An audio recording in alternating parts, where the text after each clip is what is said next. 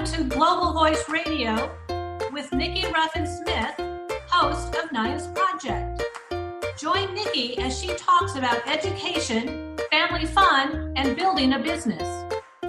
Join Nikki Ruffin-Smith, host of Naya's Project, every Thursday at 7 p.m. Eastern. Who am I? My name is Naya. I was born on a Friday. I was born Friday the 13th. Mom says I am special and they are blessed. My mommy went to her doctor one day to see how I was doing. But then, the doctor told Mommy it was time for me to come into the world. My Mommy and Daddy knew I had a purpose, so they named me Naya, which means purpose. Only 3 amazing letters. N-Y-A. That's me. This is my mommy. The first one plus my daddy. The second one equals me. Number 3. I have a beautiful sister who is old. She is 25. I have a brother who is old too. He's 24. My sister plus my brother plus me equals 3. Guess what? I have a nephew. I love him so much. He's older than me. He is not 1, 2, 3, 4, or 5. He's 6. I love numbers. Say them with me.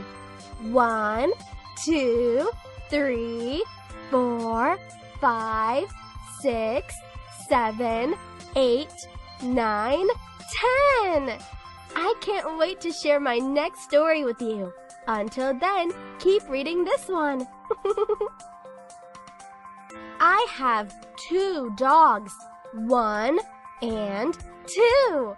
Their names are Star and Cupid. Sometimes Mommy and I share special moments away from my daddy, my sister, my brother, my doggies. We take pictures together all the time, just the 2 of us. 1 and 2. Then sometimes Mommy and Daddy have their special times together. Mommy says even then I'm always in their hearts. Mommy plus Daddy equals me. 1 plus 2 equals 3. Now it's your turn to write down all the numbers you've learned. I know you can do it. Keep going. Phew! You did it! You are amazing too!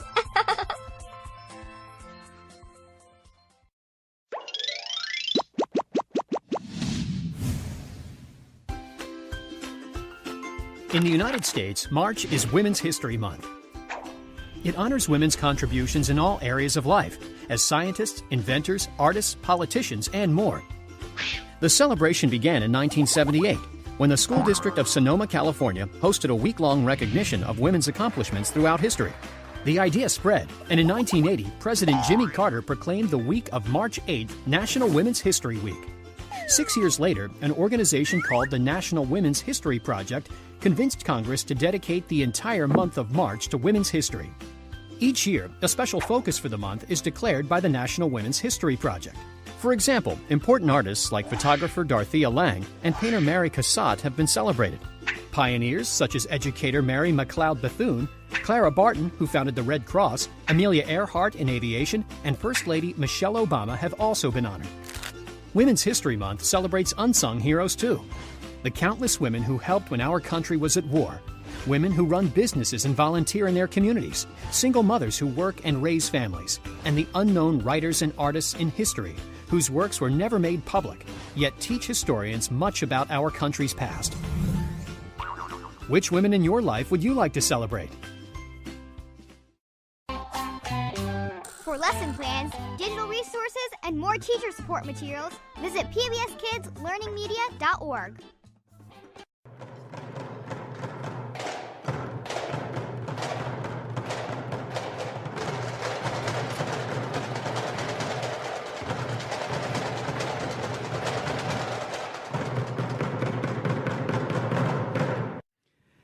Hello, everybody. I can't see you, but hello. This is called An Angry Black Woman's Rant on the Future of STEM Education for a reason, so bear with me.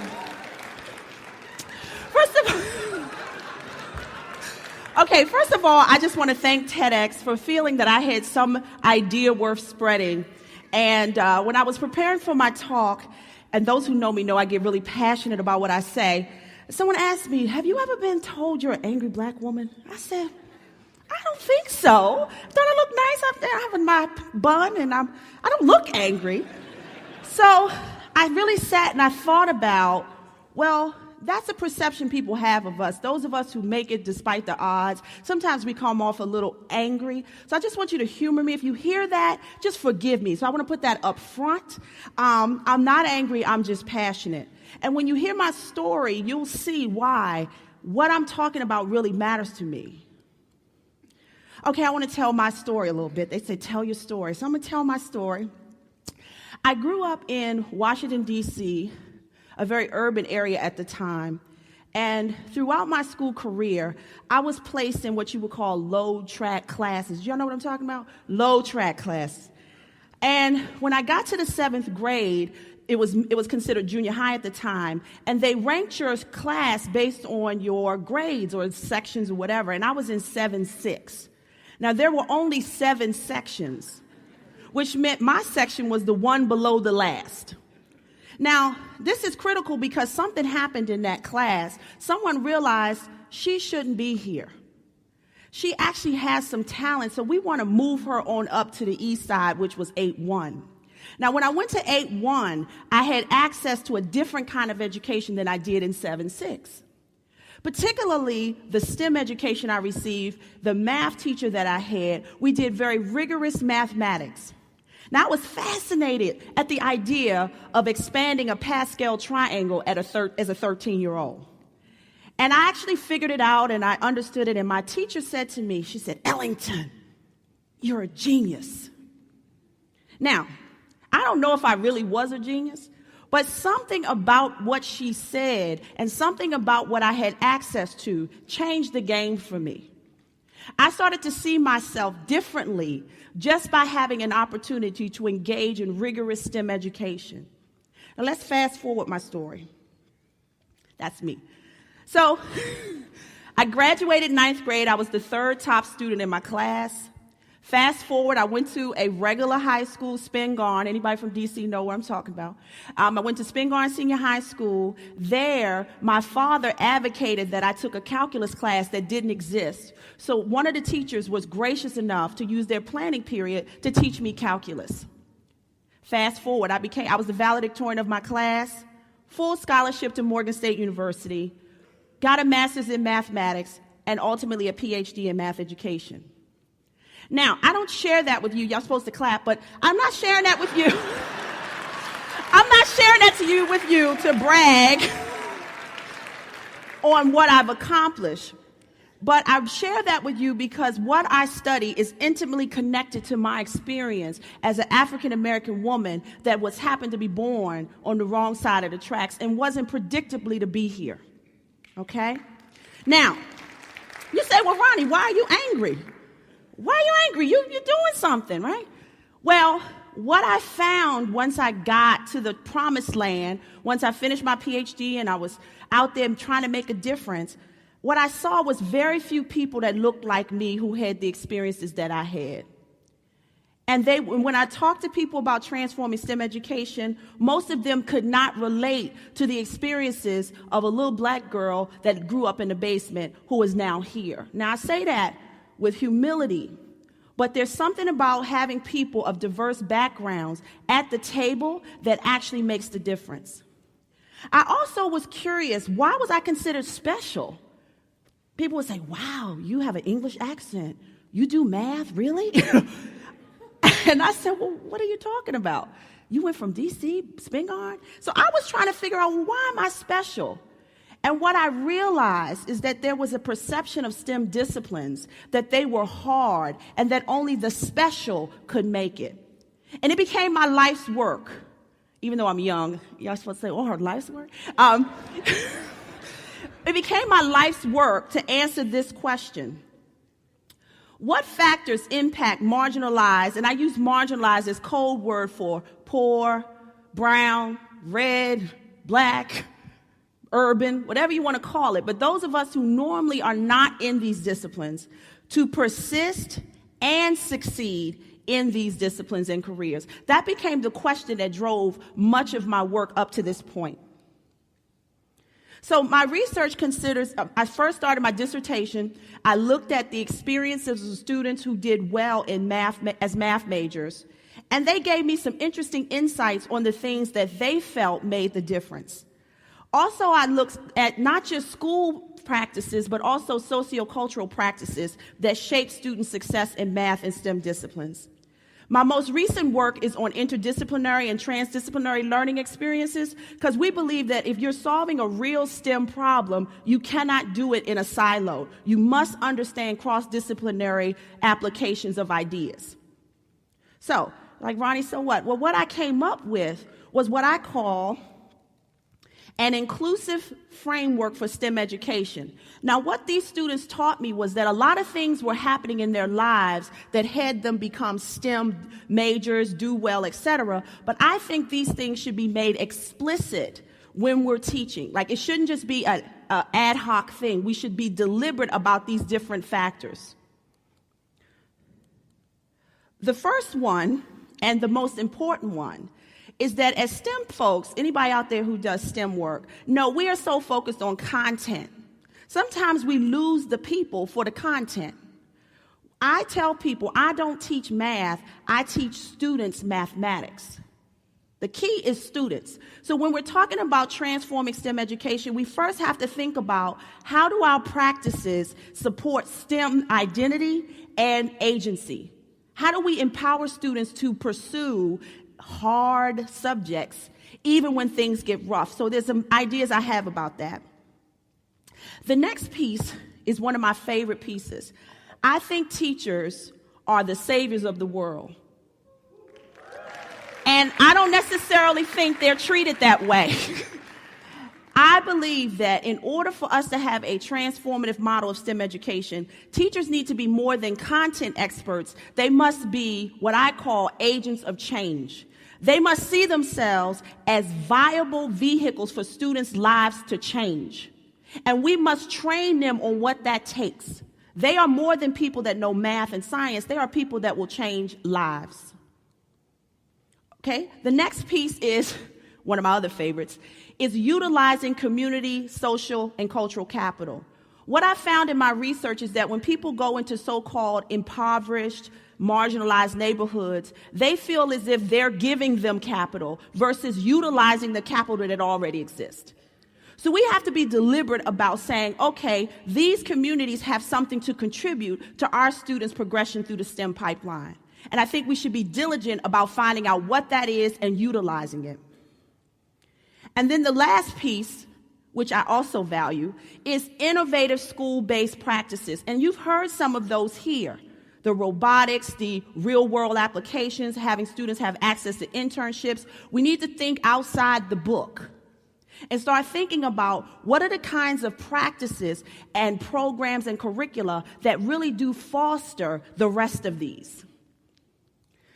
Because of time, I just talked about identity. I would argue if people don't see themselves as STEM learners, they won't do it, no matter how good the curriculum is. So we need to say, well, how are we going to create a curriculum that changes the way a kid sees themselves, as Ms. Mitchell did for me? The next piece is, I think we need to start thinking more about transformation and not change.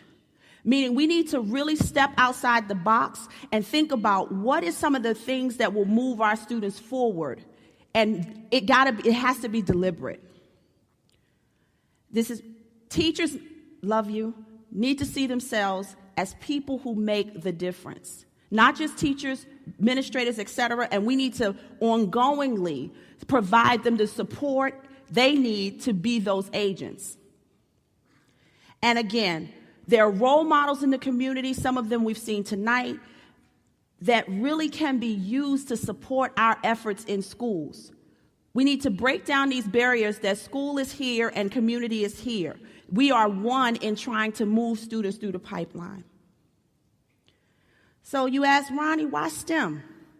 Why not English? Psychology, those are great disciplines, but there's something about the STEM innovations that will actually open doors for students that I believe need to be open for all students, not just the ones who came from the right side of the tracks. And as I close, it's ironic. My mother passed away in 1997, the year I got my degree, my MA degree. And she passed away, and today is her birthday. Clap for my mama. Today is her birthday, and I don't want to choke up because I got makeup and things, but I really want to just acknowledge her publicly because it was her, even though she didn't have an education, she provided a context for me to have one. So I just want to just honor her for a minute to say, you know what? You did good, Mom. So, thank you. Thanks for giving this one angry black woman an opportunity to say her piece.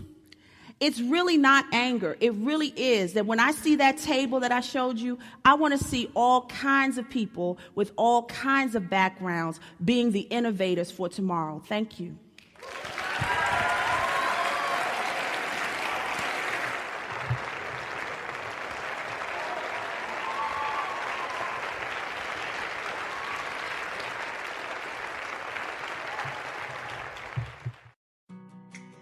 Hi, it's Naya.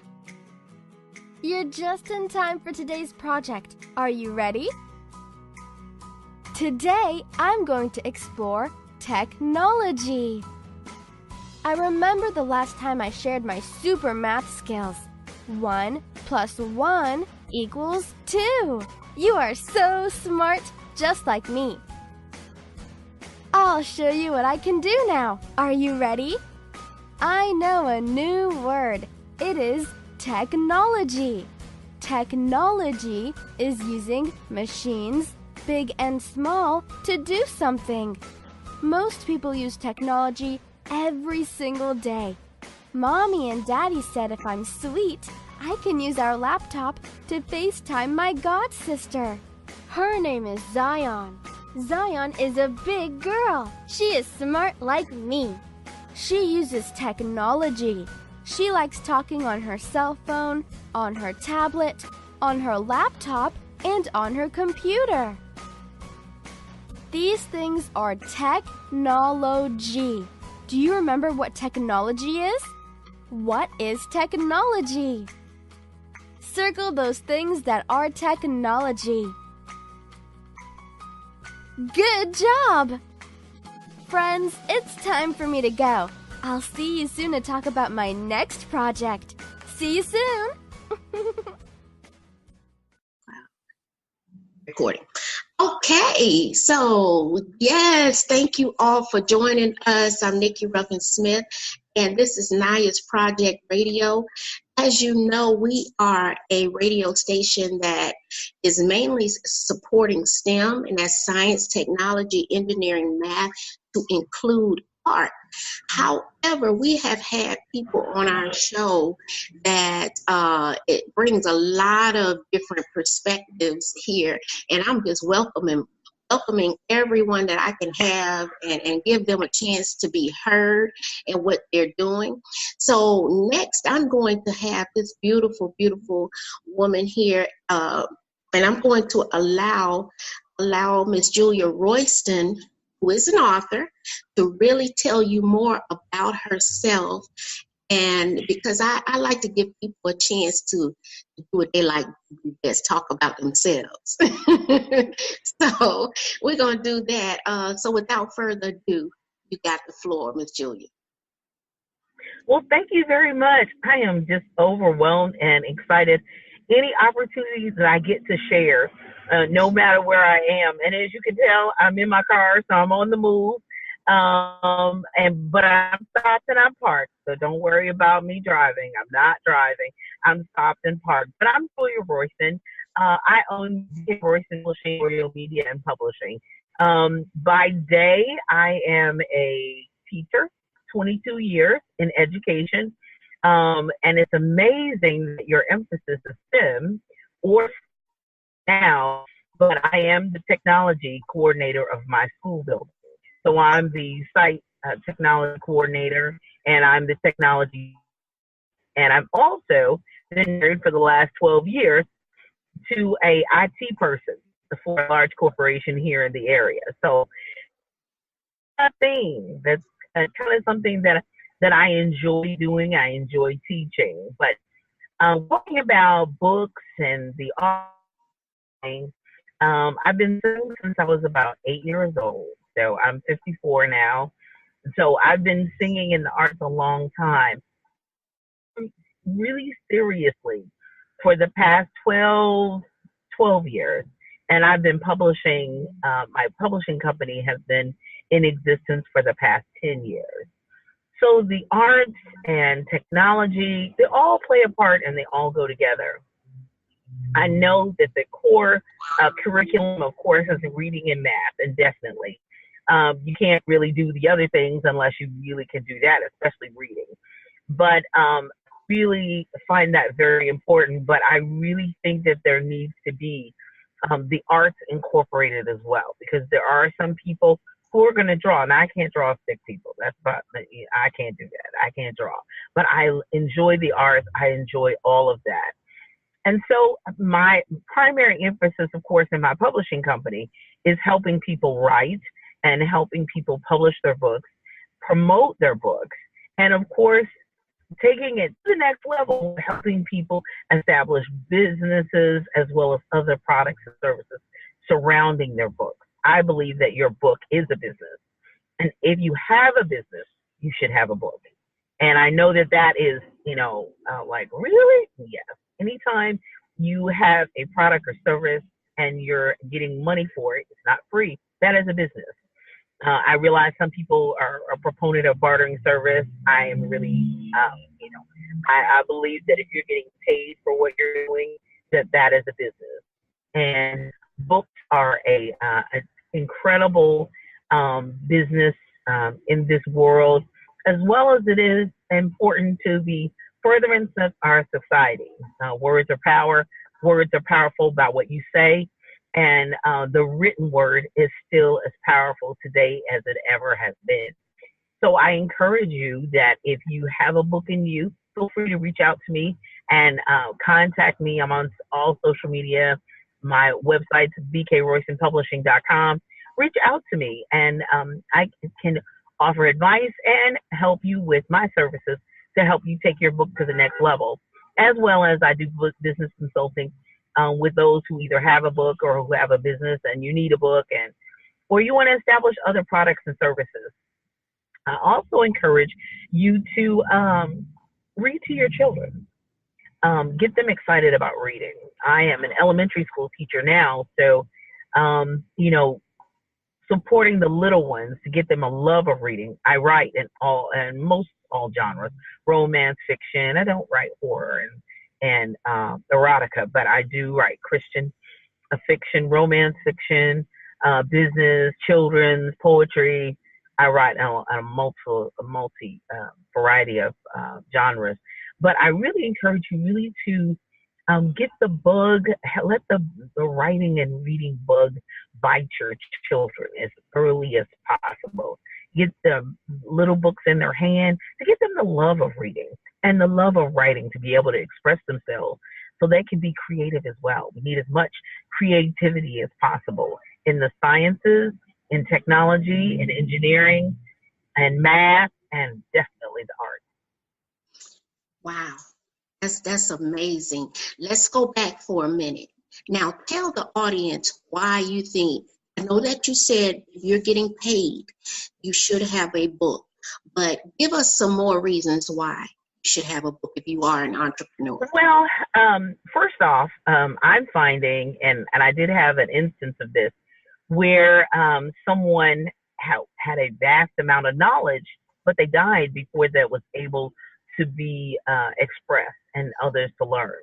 So there's a level of expertise that people have, not only in the community and educational world, that just dies with them. And I feel like that is having a book, having a guide, having a workbook, having a journal, something that gives a level of expertise of what needs to be passed down. Historically, and we're celebrating Black History Month in February, and we talk about the verbal communication and all the music that was passed down to keep the society alive and keep the heritage alive, but to also continue to encourage creativity, discovery. So I really think that is vastly important. There are a lot of things that are not taught in colleges today because they just don't have the time to. They have to get down to the basics. So there's some other, as we call mother wit. There's some other, what my auntie and big mama said, that is not being passed down and handed down so that we can have it, so that we can understand it, so that we can know it, so that we can live more fruitful and productive lives. So, I see the business aspect of it, but I also see the decline in the societal aspect of it as well. That we're not, people are having questions and they don't have the answers. They need information and it's in your head and you haven't told it. Now, I know that, some people are like, oh, I don't really like reading. Sweetie, when you read, you lead. All leaders should be readers. And the more that you read, the more knowledge you will have, more information you'll have, so that you can lead a more productive life and pass it on to the next generation that's coming up behind you.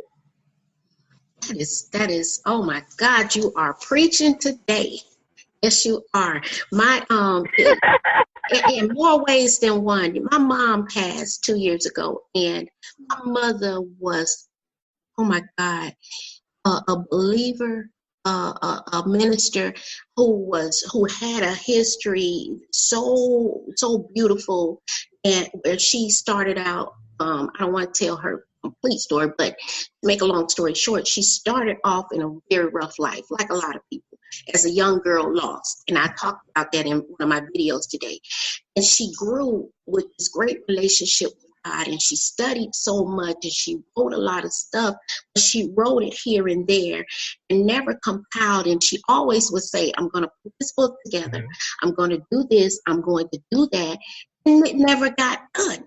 And so when she passed, we were left with all of this stuff. And now I'm like trying to put pieces together and remember things. But nobody can say it. I can't even say it like she would have said it, So I'm right. Do not die with your dreams.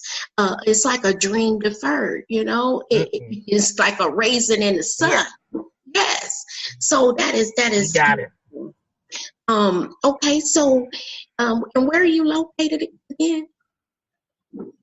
I'm in Jeffersonville, Indiana.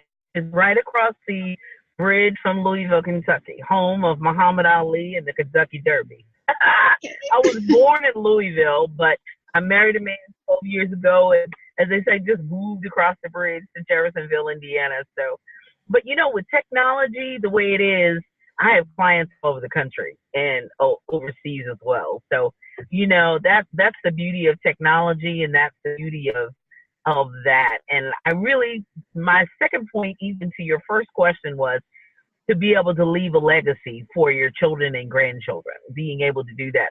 I had a woman that I had gone to her house because she was elderly 4 or 5 times.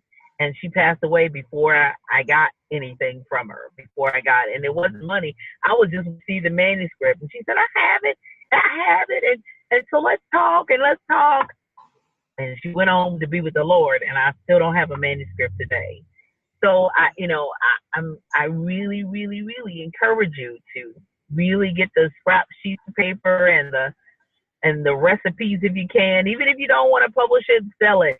Put it together for family and friends so that legacy doesn't die in the ground, so that you'll have something to pass on, so that people can have a sense of family pride, a sense of legacy, of what to take to the next level. My grandmother made a chocolate pie that I haven't tasted anybody do yet again, because she always made it and said, y'all come eat it.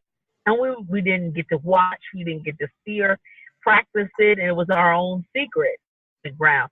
We're, my sister's been trying to tweak the recipe to get it close, but there's some secret there that we'll never know. That close, and we did it, pretty close, and we don't have a time pretty close. We don't have a time for almost. We need to be able to not continue to make the same mistakes over and over and over again. We need some roadmaps. We need some pathways. We need listening. You don't know what they listen. You don't know what they hear. You don't know what they need. If you don't share it, if you don't have a way for us to sit and get it and read it and digest it, you don't know. There's some young woman, there's some man who is going down a wrong, horrible road that we see on the. You have what they need. You have wisdom, the knowledge, and the expertise. You have the soothing words that they need so that they can live life. I just really encourage you to do, and really to do that. And when you go to family reunion, ask how you doing. Get your phone out. Record some of that. So you'll have some of that word at family reunion. Just get the phone out. You record everything else. Record that. Record grandmama giving some wisdom, granddaddy giving uncle this one, uncle, auntie that one, giving you some wisdom. Just go around and do that. You can compile an oral history, and someone can easily transcribe it. Yes. Just something that some wit from there that can help. Just the oral history. That's what they had back in the day. That's all we had in slavery times. We couldn't read, we couldn't write, we couldn't do any of that, but we had our power of our words in our mouth. Yes, ma'am. So that's what I encourage you to do today. Use what you got. Yes, ma'am. Take it to the next level and change your world, change your society. Yes, ma'am. Let me because time is ticking and I'm like, where did the time go? Wow. Let's talk about more about, and you mentioned art. Let's talk about STEM, and I know you're into technology. Tell me your thoughts on, hey, what about the thoughts on me being an advocate for young girls who look like me at the age of preschool, pre-K age, getting them interested in STEM. I really think that's vastly important. That STEM is incorporated into all our curriculum, starting at birth age. They say you really should start reading to your child in the womb while they're still inside of you, and I believe that is a shape and mold and not drive, but lead our children. And I believe that needs to be incorporated into our curriculum as much. Even if the leaders at your district, because some school districts are slower on certain things than others, and they have that they deem as important, and which is totally different than in other school districts. There are other things online to be able to encourage that. They've got all type of STEM kits that you can buy and that you can do in your house. You can get kits together. If you got 2 or 3 children, you can do your own kit and your own house.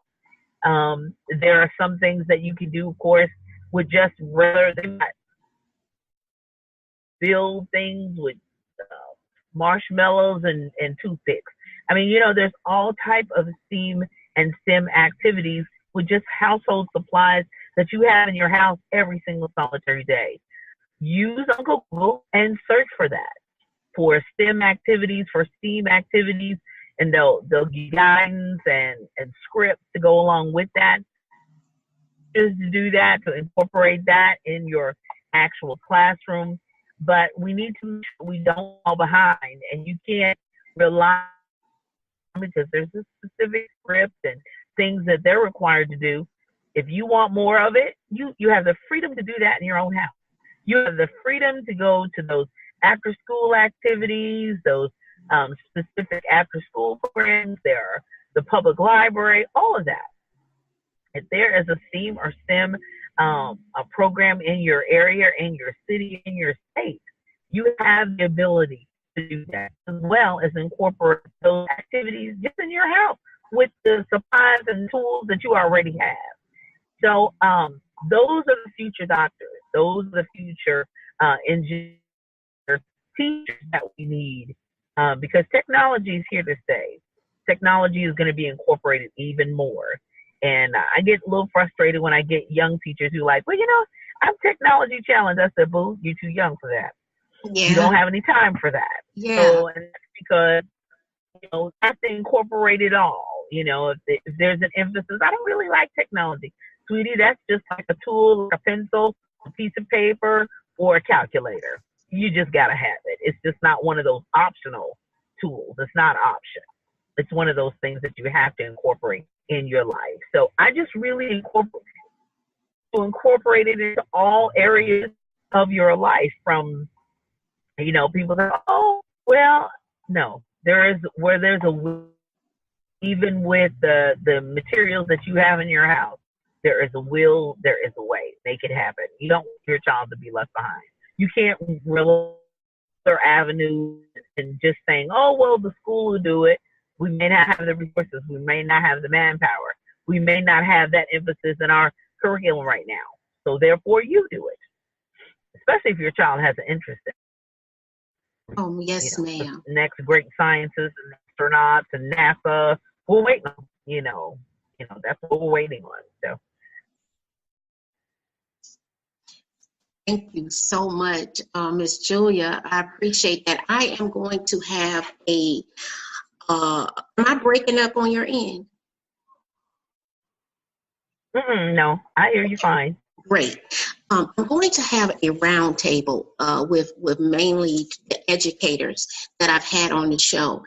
And I'm going to send out some points, some read aheads with points on them. And we're going to talk as educators, and someone will record how we plan to maybe at least seek a way to change one thing, or to assist in improving one thing.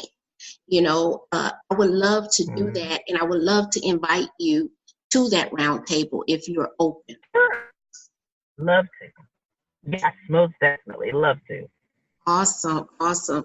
Okay, well, you were one of my few that just took to this and just went with it, and I'm like, yes.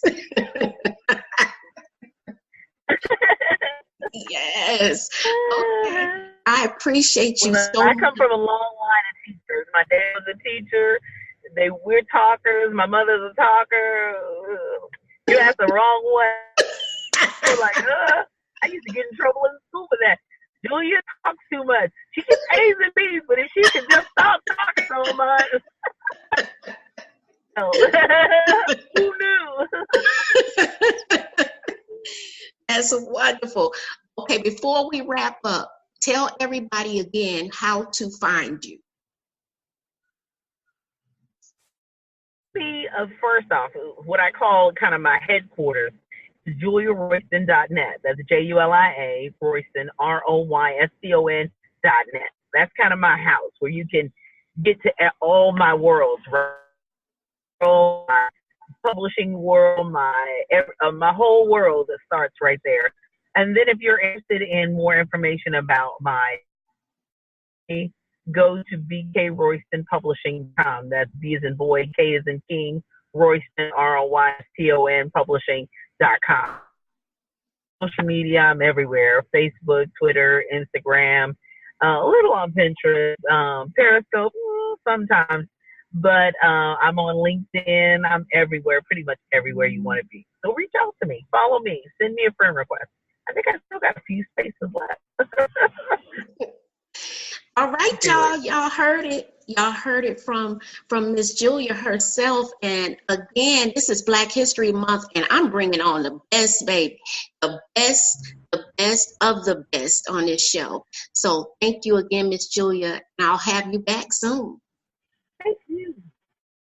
God bless. Bye. Bless everybody. Have a great day. Bye-bye. Bye-bye. Join Nikki Ruffin-Smith, the host of Naya's Project, on Global Voice Radio every Thursday at 7 p.m. Eastern